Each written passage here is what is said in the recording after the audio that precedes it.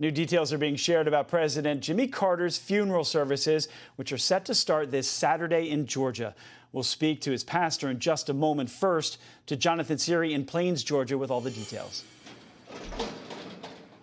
Hi, Edward. Preparations are underway in the former president's hometown. You know, in many ways, Plains, Georgia is your typical farming community, friendly, hardworking, and very small. But for nearly half a century since Jimmy Carter's election in 1976, this tiny town has welcomed the world, a dual role that reflects the former president himself.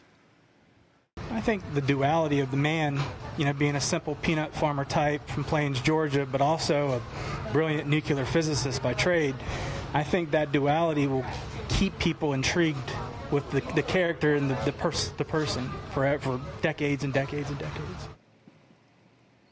Plains features prominently in Mr. Carter's funeral plans, beginning with a hometown procession on Saturday, January 4, before his body is brought to Atlanta to lie in repose at the Carter Presidential Center for 3 days. After lying in state in Washington and a ceremony at the Washington National Cathedral, Mr. Carter's body will return to Plains on January 9 for a private burial outside his longtime home.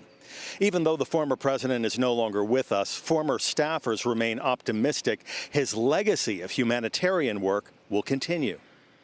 There are a lot of people who have been part of his efforts that are much younger. We've had over 4,000 interns go through the Carter Center, for instance, and every one of those comes away with a real sense of purpose and desire to do for others. And here in Plains, residents continue to refer to the former president as Mr. Jimmy, reflecting the close ties Jimmy Carter maintained with this community for all 100 years of his life. Edward? Jonathan Siri live in Plains, thank you for that.